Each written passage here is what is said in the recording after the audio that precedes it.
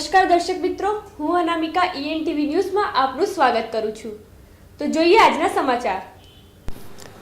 ગાંધીનગર જિલ્લામાં વરસાદ ખેંચાઈ જતા ખેડૂત સહિત સમગ્ર સમાજ જીવન ચિંતાતુર બની જવા પામ્યું છે।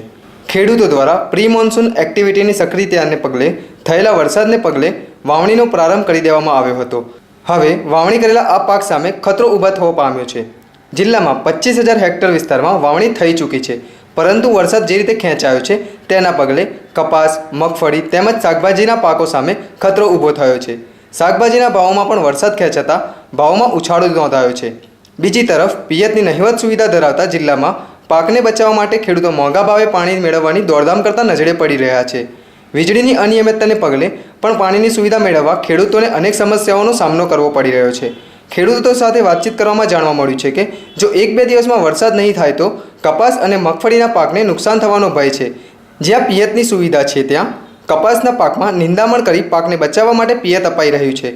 આકાશમાં વાદળો બંધાય છે પણ વરસતા નથી અને વાતાવરણમાં ઉકળાટ જોવા મળે છે, પરંતુ વરસાદને અનુરૂપ ભેજ જોવા મળતો નહીં હોવાથી વરસાદ ખેંચાઈ રહ્યો છે।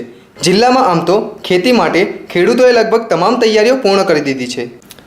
શહેરમાં પ્રતિદિન વધી રહેલી વાહન પાર્કિંગની સમસ્યા સામે તંત્ર વામણું પુરવાર થયું છે।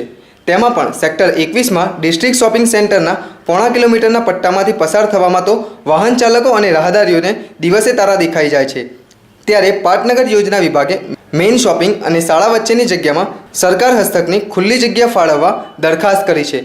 જો કે આ જમીનનું પાર્કિંગના હેતુ માટે ફાળવણી કરવાનું શક્ય છે કે નહીં તેના માટે સર્વપ્રથમ નગર નિયોજકોનો અભિપ્રાય લેવામાં આવશે।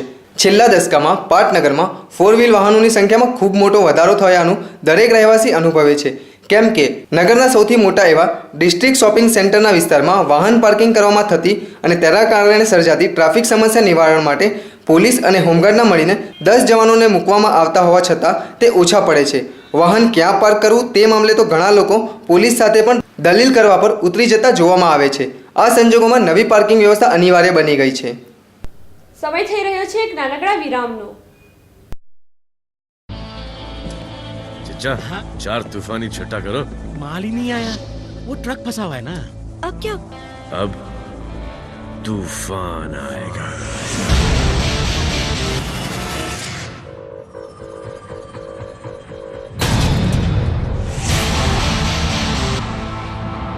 लिफ्ट चाहिए? सीने में है चिंगारियां, चल थोड़ा सा बारूद भरते हैं। खुद से ही हम हैरान हो, हंगामे वो कर गुजरते हैं। चल आज कुछ तूफानी करते हैं, आज कुछ तूफानी करते हैं। माल आ गया है, 4 तूफानी तो दो। तूफान सबके अंदर होता है, बस ढक्कन हटाने की देर है। आज कुछ तूफानी करते हैं, आज कुछ तूफानी करते हैं। વિરામ બાદ આપનું સ્વાગત છે। પાટનગર ગાંધીનગરમાં જૂના જર્જરિત મકાનોને ઉતારી લેવામાં આવશે। અંદાજે 1904 જેટલા મકાનો એવા છે જે નિકાલ હેઠળના છે। આ મકાનોને ઉતારી લેવા માટે આખરે સરકારની સૈદ્ધાંતિક મંજૂરી મળી જવા પામી છે। જર્જરિત અને ભયજનક મકાનો હોવાના કારણે તેને ઉતારી લેવા પડે તેવી સ્થિતિ છે। વધુમાં આવા જર્જરિત મકાનોમાં હજુ કેટલાક લોકો જીવના જોખમે પણ ત્યાં રહેવાનું મહત્વ છોડતા નથી। અન્ય મકાનોની ફાળવણી કરવામાં આવી હોવા છતાં વારંવારની નોટિસ પછી પણ ત્યાંથી ખસતા ન હોવાની વિગતો છે, જેથી તંત્ર માટે આ બાબત સિરદર્દ બની છે। પાટનગરમાં 16,623 જેટલા જૂના સરકારી મકાનો આવેલા છે। તે પૈકી 9,000 મકાનોને રિપેર કરી દેવામાં આવ્યા છે, જ્યારે 1904 જેટલા મકાનો નિકાલ હેઠળના છે।